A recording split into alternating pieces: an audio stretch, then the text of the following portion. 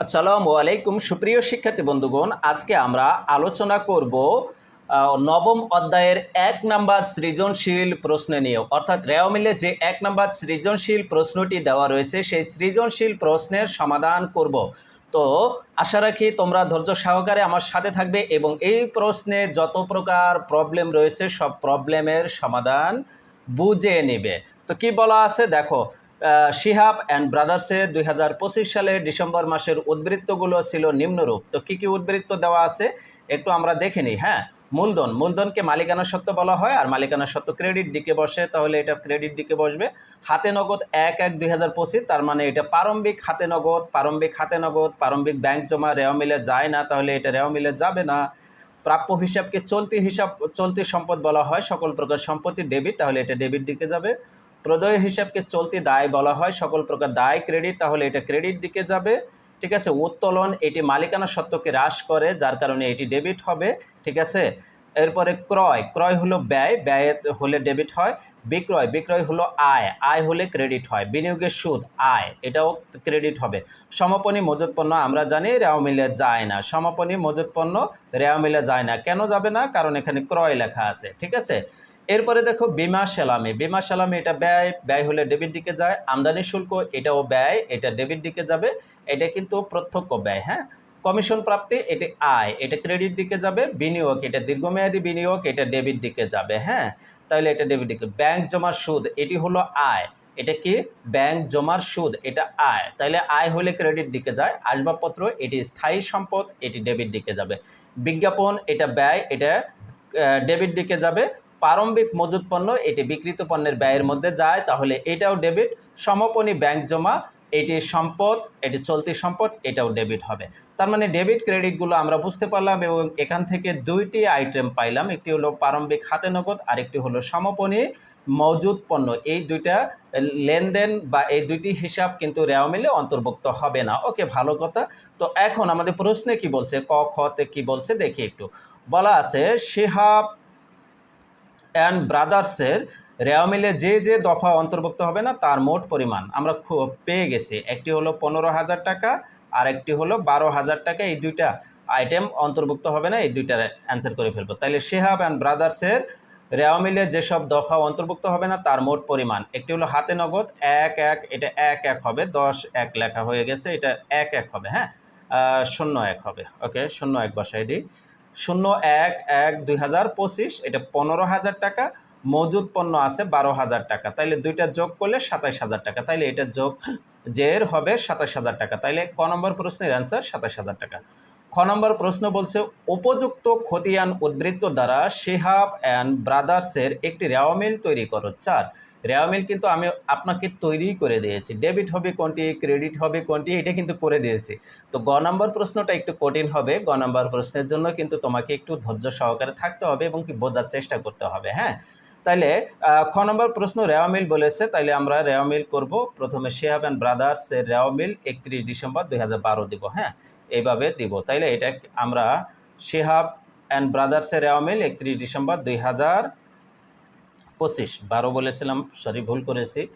ক্রমিক নং বসাবো, ক্রমিক নং হিসাবে শিরোনাম, খতিয়ান পৃষ্ঠা, ডেবিট টাকা, ক্রেডিট টাকা, এইভাবে আমরা বসাবো। হ্যাঁ, তাহলে প্রথমে আমরা কি বসাবো, মূলধন কত আছে 1,10,000, এটা কোন দিকে যাবে, এটা ক্রেডিট দিকে যাবে। তাহলে আমরা এই যে মূলধন লিখে 1,10,000 টাকা ক্রেডিট দিকে বসে ফেলাম। এরপরে কি আছে, প্রাপ্য হিসাব 25,000 টাকা, এটা আমরা প্রাপ্য হিসাব এখানে লিখবো। হ্যাঁ, এটা আগের লেখা ছিল, তো এখানে আমরা প্রাপ্য হিসাব লিখবো। হ্যাঁ, সরি, প্রাপ্য হিসাব 25,000 টাকা, এটি চলতি সম্পদ, এটা ডেবিটে হবে। এরপরে আছে প্রদেয় হিসাব, এটি চলতি দায় 15,000 টাকা, এটা ক্রেডিটে হবে, সকল প্রকার দায় ক্রেডিট। তাইলে এখানে প্রদেয় হিসাব লিখবো আমরা। হ্যাঁ, প্রদেয় হিসাব 15,000 টাকা ক্রেডিট।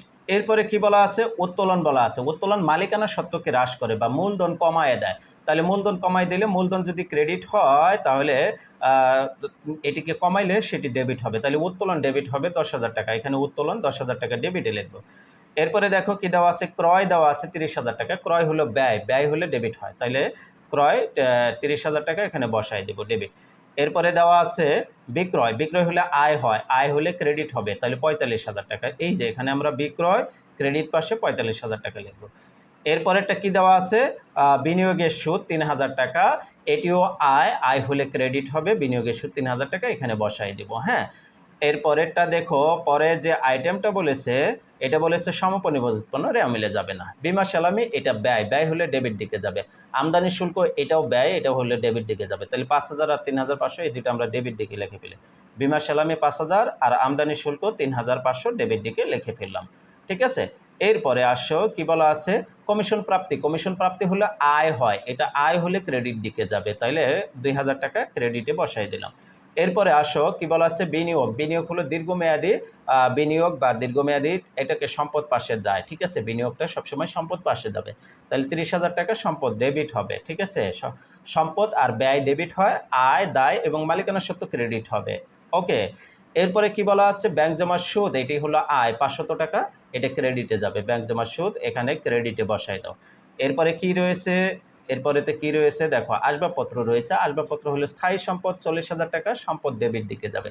তাহলে এই যে আসবাবপত্র ৪০,০০০ টাকা ডেবিট পাশে। এরপরে কি রয়েছে দেখো, বিজ্ঞাপন রয়েছে ১,০০০ টাকা, এটা ব্যয় হলে ডেবিট পাশে বসাই দেব। এরপরে প্রারম্ভিক মজুত পণ্য বলেছে। প্রারম্ভিক মজুত পণ্য এটা বিক্রিত পণ্যের ব্যয়ের মধ্যে যায়, তাহলে এইটা ২৫,০০০ টাকা এখানে আমরা বসাই দিব ডেবিট দিকে। এরপরে পরেরটা আছে সমাপনী ব্যাংক জমা, এটিকে চলতি সম্পদ বলা হয় ৬,০০০ টাকা, এটাও আমরা ডেবিট দিকে বসাই দেব। তাহলে ৬,০০০ টাকা আমরা এখানে বসাই দিচ্ছি। ঠিক আছে, এখন আমাদের কি করতে হবে, মোট ডেবিট এবং মোট ক্রেডিট যোগ করতে হবে। তাহলে ২৫,০০০, ১০,০০০, ৩০,০০০, ৫,০০০, ৩,৫০০, ৩০,০০০, ৪০,০০০, ১,০০০, ২৫,০০০, ৬,৫০০ সবগুলা যোগ করলে ১,৭৫,৫০০ হবে ডেবিট দিকে। ক্রেডিট দিকেও যোগ করে দেখো, ১,১০,০০০, ১৫,০০০, ৪৫,০০০, ৩,০০০, ২,০০০, ৫০০ যোগ করলে ১,৭৫,৫০০ হবে। তাহলে মোট ডেবিট ১,৭৫,৫০০, মোট ক্রেডিট ১,৭৫,৫০০, এটি মিলে গেছে। তো রেওয়া মিলে আমাদের ডেবিট এবং ক্রেডিটের যোগফল অবশ্যই মিলে যাবে। গ নম্বর প্রশ্নটা দেখব।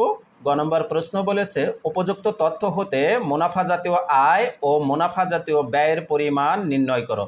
তাহলে মুনাফা জাতীয় আয় কত এবং মুনাফা জাতীয় ব্যয় কত সেটা নির্ণয় করতে বলছে।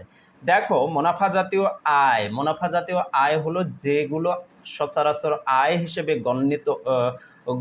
গণনা করা হয় সেগুলোকে মুনাফা জাতীয় আয় বলে। তো মুনাফা জাতীয় আয় কি কি আছে, এই পাশে দেখো, এই যে দাঁড়াও, এগুলো আমি একটু এরেজ করে দিই, তাইলে সুবিধা হবে মার্ক করলে। হ্যাঁ, দেখো আয় কি কি আছে, এখানে দেখো বিনিয়োগের সুদ আছে, এই পাশে আছে কমিশন প্রাপ্তি, এই পাশে আছে ব্যাংক জমার সুদ, আর কিছু আছে দেখো তো,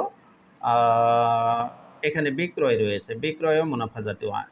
হ্যাঁ, তাহলে এখানে আপাতত এই ৪টা আইটেমই রয়েছে।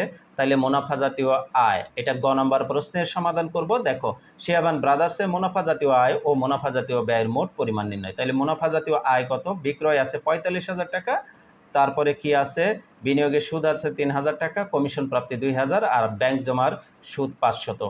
তাইলে এগুলো বসাই দেব, ৩,০০০, কমিশন প্রাপ্তি ২,০০০, ব্যাংক জমার সুদ ২,০০০, ৫০০। তাহলে মোট যোগ করলে ৫০,৫০০ টাকা হবে মোট মুনাফা জাতীয় আয়। এখন তোমাদেরকে আরেকটি জিনিস বলেছে, মুনাফা জাতীয় ব্যয় কিভাবে করব। তো মুনাফা জাতীয় ব্যয় করার জন্য আগে আমরা চাইলে কি করে দিছি, সকল ব্যয়গুলো অ্যাড করে দিয়েছি। তো এখন নতুন করে যে নিয়মটি রয়েছে, এই নিয়মটা তোমাদেরকে আগে বিক্রিত পণ্যের ব্যয় তৈরি করতে হবে। তো বিক্রিত পণ্যের ব্যয় তৈরি করার জন্য এখানে একটি ফর্মুলা দেওয়া রয়েছে। বিক্রিত পণ্যের ব্যয় তৈরি করার জন্য এই যে এই ফর্মুলাটা, তাহলে বিক্রিত পণ্যের ব্যয় তৈরি করার সূত্র হলো প্রারম্ভিক মজুত পণ্য যোগ নিট ক্রয়। নিট ক্রয় মানে কি, ক্রয় থেকে ক্রয় ফেরত বাদ দিতে হয়, ক্রয় বার্তা বাদ দিতে হয়, ঠিক আছে, বা অলিখিত ক্রয় থাকলে সেটা যোগ করতে হয়, এরকম। তাইলে এবং ক্রয় সংক্রান্ত খরচ কোনগুলো, আমদানি শুল্ক, মজুরি, তারপরে জাহাজ ভাড়া, ডক চার্জ, এই জিনিসগুলা, এগুলো যোগ করব, যোগ করে সমাপনী মজুত পণ্য বাদ দেব। তাহলে দেখো, প্রারম্ভিক মজুত পণ্য, তারপরে হলো এখানে ক্রয়, তারপরে ক্রয় সংক্রান্ত আনুষঙ্গিক খরচ কি কি রয়েছে, আমদানি শুল্ক, এগুলো সব যোগ করব এবং সমাপনী মজুত পণ্যটা মাইনাস করব। তাইলে বিক্রিত পণ্যের ব্যয় হবে। তাইলে প্রথমে আমরা বিক্রিত পণ্যের ব্যয় বের করে ফেলবো। প্রারম্ভিক মজুত পণ্য ২৫,০০০ টাকা, ক্রয় আছে ৩০,০০০ টাকা, আমদানি শুল্ক 3,500 টাকা, টোটাল যোগ করলে 58,500 টাকা হবে। এখান থেকে আমরা কি করব, সমাপনী ব্যাংক জমা 6,000 টাকা, এটা সরি সমাপনী মজুত পণ্য, সরি এই যে আমি এখানে ভুল দেখাইছিলাম, এটা সমাপনী মজুত পণ্য, এখানে 12,000 টাকা, এটা মাইনাস করতে হবে। সমাপনী মজুত পণ্য 12,000 টাকা মাইনাস করলে এই যে 58,500 থেকে 12,000 মাইনাস করলে 46,500 টাকা হবে। এটি হলো বিক্রিত পণ্যের ব্যয়। এই বিক্রিত পণ্যের ব্যয়ের সাথে অন্যান্য ব্যয়গুলো যোগ করব। তো অন্যান্য ব্যয় কি কি আছে এখানে, এই পাশে দেখো আছে বিমা সালামি, তারপরে আর কি আছে, বিজ্ঞাপন আছে, এই দুইটা ব্যয়ই রয়েছে। তাহলে বিমা সালামি 5,000, বিজ্ঞাপন হলো 1,000। ঠিক আছে, বিমা সালামি 5,000 আর বিজ্ঞাপন 1,000। এখন এই মোট তিনটা যোগ করলে কত হবে, 52,500 টাকা মুনাফা জাতীয় মোট আয়। এটা হলো মুনাফা জাতীয় মোট, সরি ব্যয় তো হবে, হ্যাঁ এটা ব্যয় হবে, হ্যাঁ এটা মুনাফা জাতীয় ব্যয়,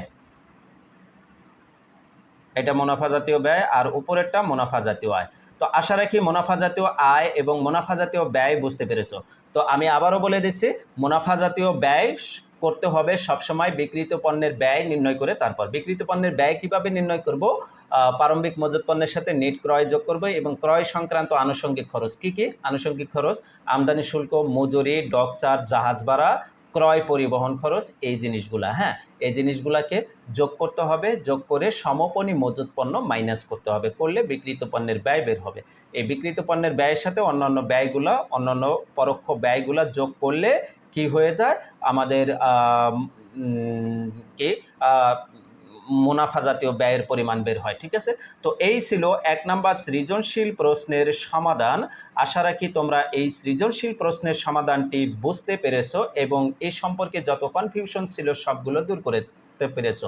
সবাই ভালো থাকো, সুস্থ থাকো, দেখা হচ্ছে পরবর্তী ক্লাসে। আর হ্যাঁ, অবশ্যই যদি কোনো কনফিউশন থাকে বা কোনো প্রশ্ন থাকে বা কোনো সাজেশন থাকে, কমেন্ট করে আমাকে জানাবে, আমি তোমাদেরকে রিপ্লাই দিয়ে রেসপন্স করার চেষ্টা করবো। আল্লাহ হাফেজ।